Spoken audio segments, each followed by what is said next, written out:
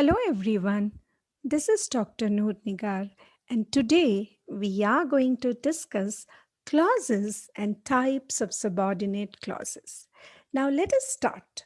What is a clause? A clause is a group of words that contains a subject and a predicate, and it forms part of a sentence.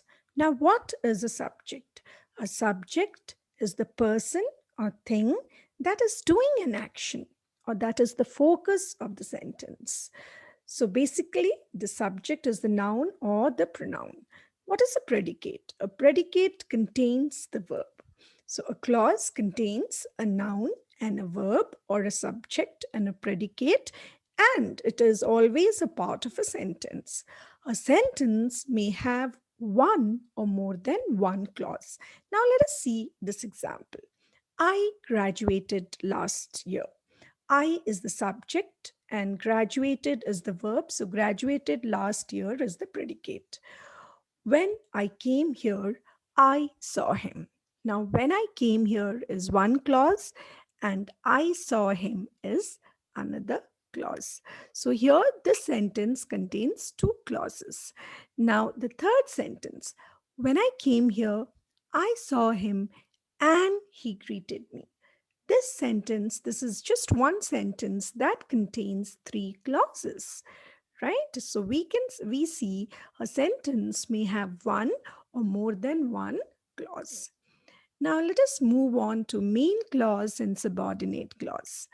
If a clause makes a complete sense in itself, it is called the main clause or the principal clause of the sentence. However, if a clause is dependent on another clause to complete its meaning, it is called the subordinate clause. Now let us see a few examples. I woke up when the bell rang. I woke up is a complete sentence, like it has complete meaning. I woke up. I is the subject, woke is the verb, so woke up is the predicate. I woke up makes complete sense, and it hence it is the main clause. But if I say when the bell rang, it has no meaning unless and until it combines with I woke up. So when the bell rang is known as subordinate clause, right? And when is the subordinating conjunction. There can be only one main clause or principal clause in a sentence. So one sentence can just have one main clause. And the word or words that join a subordinating clause with the principal clause, these words are called subordinating conjunctions. So here in this sentence, when joins to these two clauses, main clause and the subordinate clause. Hence, when is known as subordinating conjunctions. Right. So there are three types of subordinate clauses or dependent clauses: noun clause, adjective clause, and adverb clause. Now, let us see each one of these. What is a noun clause? A noun clause is a subordinate clause that does the work of a noun in a sentence. Let's see an example. I know that she went to her native last week. I know is the main clause because it contains the subject I and the verb know, subject, predicates, and it conveys complete meaning. I know. Now, what do you know? I know that she went to her native last week. So, this is performing the function of a noun, that is, the object of the verb know. I know. I know what? That she went to her native last week is the noun clause, and it is acting as the object of the verb know, and it does the work of a noun, and hence it is an example of noun clause. Identifying noun clause. Let us see one more example. What you do now is most important. Ask a question. What is most important? What you do now. So the answer, what you do now, is the noun clause. And it is the subject of the clause. So what you do now is the subject. Is the verb, and is most important is the predicate. So here what you do now is acting as a noun clause or as a noun. So hence it is the noun clause. A noun clause can be identified by asking question who and what, right? So here we have asked the question, what is most important? What you do now? A noun clause usually begins with words like that, what, if, whether, how, where, who, whose, why, however, whatever, wherever, whoever. So these are the words with which the noun clauses often begin. Now, functions of a noun clause. Only two functions I'll be discussing here. A noun clause can act as the subject of a verb. For example, the work that I do, right, is my wish. So here, the work that I do acts as the subject of the verb is. Is the verb, and this is the subject that's doing something, or the main focus of the sentence. The work that I do is my wish. A noun clause can also act as an object of a verb. Example, I suggested. Suggested what? I suggested that we can go for a picnic. I suggested that we can go for a picnic. That we can go for a picnic is the noun clause here, and it is acting as the object of the verb suggested. Right? Suggested is the verb, and this is the object of the verb suggested.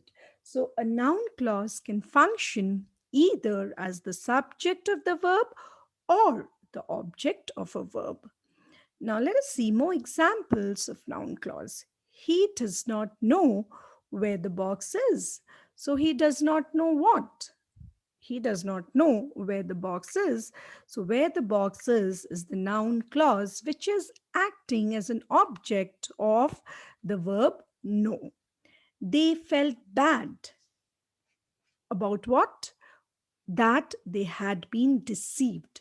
That they had been deceived is an example of noun clause. Okay, so felt bad is the verb, and it is the object of the verb felt. Okay, now he gave the leaflet to whoever attended the meeting. Okay, he gave, so to whoever attended the meeting is an example of noun clause. He sold his bicycle for what he had originally paid. So the underlined words are examples of noun clause, and here these clauses, noun clauses, are acting as the object of the verb. So object sold his bicycle for what he had originally paid. Now let us move on to adjective clause. What is an adjective clause? An adjective clause is a subordinating clause that does the work of an adjective in a sentence. Let us see an example. The gift that you gave me is very expensive. Now, before we move on to adjective clause, we must understand what is an adjective. An adjective are words that describes a noun or a pronoun that add meanings to the noun. So here the noun is gift. What more information is being given about this noun gift? Gift that you gave me. So the gift, what is said about this gift? That you gave me. So that you gave me is a group of words that has a subject and a predicate. You gave me. Gave here is the verb gave me, and here you is the subject. So that you gave me. So we see here it is acting as a adjective clause. But if I say good gift, so good is simply an adjective. He gave me a good gift. Good is only adjective because it's just one word. But when there are group of words, it becomes adjective clause. And these group of words are describing the word, the noun gift.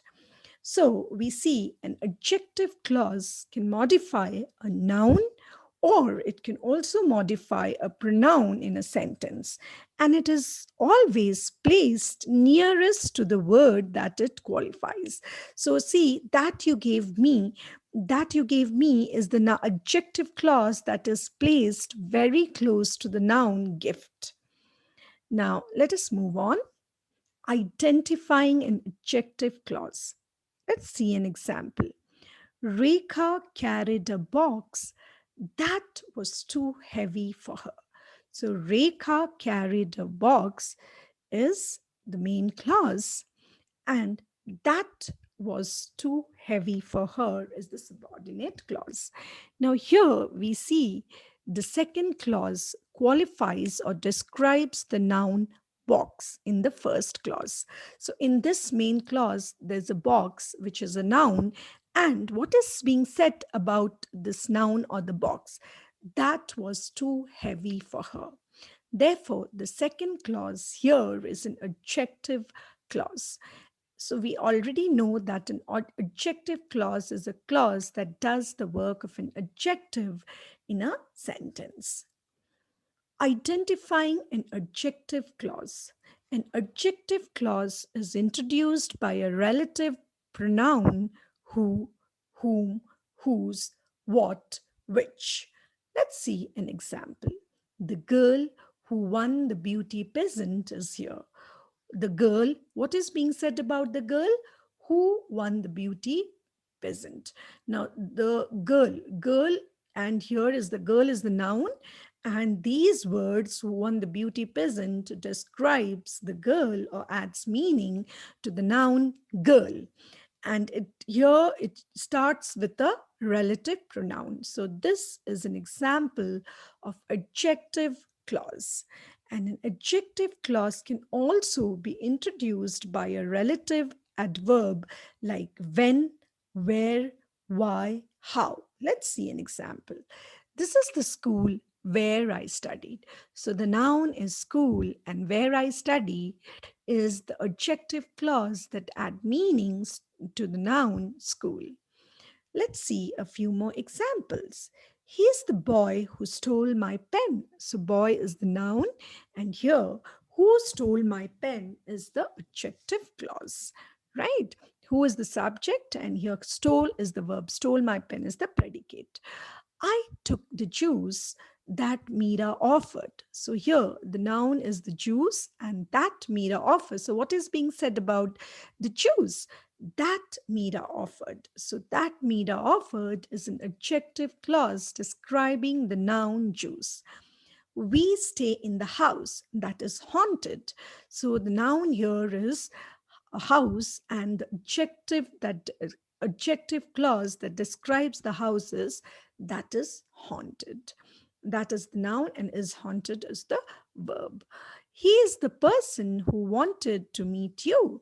So person, what is being said about the person? Who wanted to meet you. So it adds meaning to the noun person, that who wanted to meet you. Who is the noun and wanted to meet you who is the subject, and wanted to meet you is the verb, predicate. Wanted is the verb. So this is an example of adjective clause. Now here there are some more examples from your textbook. A gaunt and sallow young man stood staring at her. So who is being described here? The man. What is being said about the man? The young man who was gaunt and shallow. Gaunt is lean, weak. Sallow is pale, pale yellow. So the young man, what's being said about this man is the noun here, who was gaunt and sallow. So gaunt and sallow, who was gaunt and sallow is an example of adjective clause.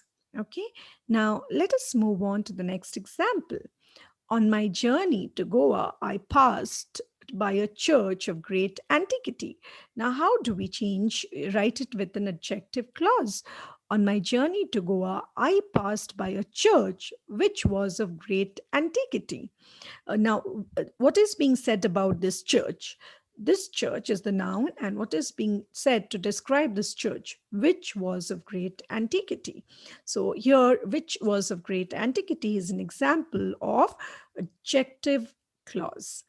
I saw a running man recaptured. Now, how do we write with adjective clause? I saw a man running who was recaptured. So the man is the noun here, and what is being said about the man is who was recaptured, right? The people in glass houses should not throw stones at other. Again, one more example. Now let us move on to adverb clause. So what is an adverb clause? The subordinate clause that tell us something more about the verb in the principal clause and does the work of an adverb is called an adverb clause. So before we move on to adverb clause, we should know what is an adverb.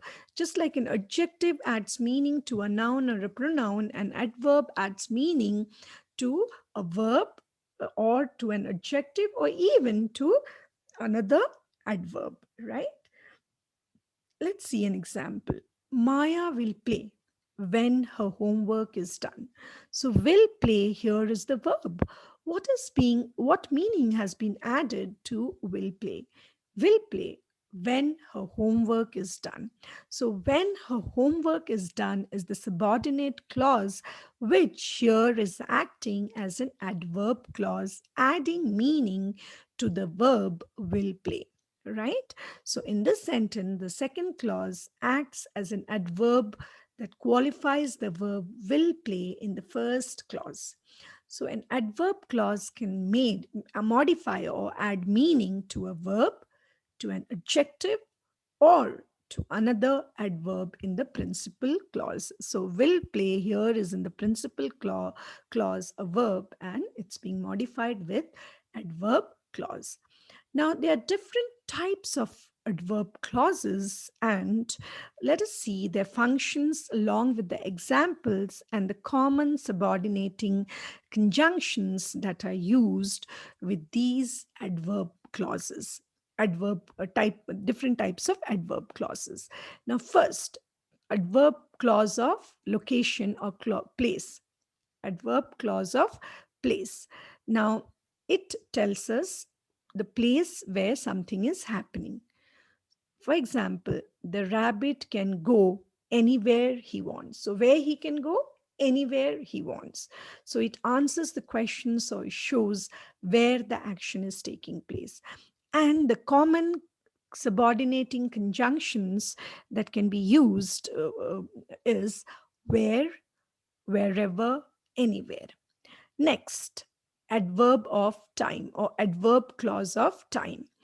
Now, it tells us the time of when some action has taken place, when the has taken place. For example, you can't have ice cream until you eat your dinner, right? It shows time answering when. You can't have ice cream until you eat your dinner. And these are the subordinating conjunctions that are used for adverb clause of time.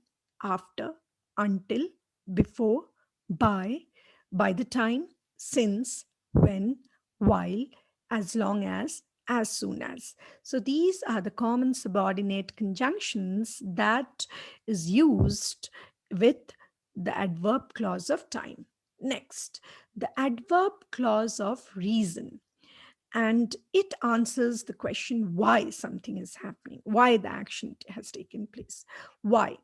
The dad won't eat cotton candy because he doesn't like it. So why he will not eat? Eat is the main verb, and why he will not eat? Because he doesn't like it. So the subordinating conjunctions that are used for adverb clause of reason is since, because, as. Now let us move on to the next type of adverb clause, that is condition, adverb clause of condition. and it usually begins with if or unless, and it answers conditions that need to exist for something to happen. If the boy has a burger, he won't want to eat carrots. So there's a condition. If he has a burger, he won't want to eat carrots. So there is a condition, and these are the conjunctions that can be used. Subordinating conjunction, usually it begins with if or unless, right? So the next is degree, that is adverb clause of degree or comparison, and it answers the question to what extent, or compares two things. And what are the common coordinating conjunctions that is used? As, then the noun as, more than, less than. Ants love candy as much as humans do.